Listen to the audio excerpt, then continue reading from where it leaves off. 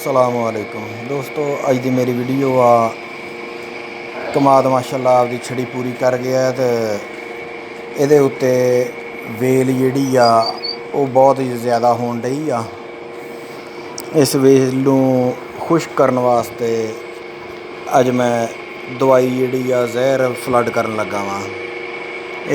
इंशाअल्लाह फिर इन्हां जिहड़ी वेल मुकम्मल तौर पर खुश्क हो जाती है तो कमाद आपकी बढ़ोतरी जी जारी रखता है। जे वेल आई जाती है तो वेल उत्ते बिल्कुल वध के तो छपरा मारी जाती, इस तरह के कमाद नूं उत्तों आगा नूं सुका देंदी। जो आग सुकते हैं तो गन्ना कमज़ोर हो के तो वजन मार जाता है। और देखो तुसीं देख सकते आ देखो वेल उत्ते किद्दां छपरा मारी खड़ी जिहदे जहर नाल ये सुक जाती है तो फिर उत्तों छपरा टुट के तो कमाद आपकी बढ़ोतरी जारी रखता तो गन्ना नहीं सुकता।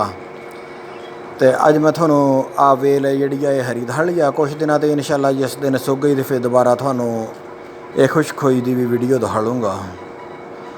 इस तरह दियाँ होर वीडियो देखने लिए सारे दोस्त मेरे चैनल को सबसक्राइब कर लो, नाल घंटी वाले बटन भी नप दिओ। जज़ाकुमुल्लाह खैर।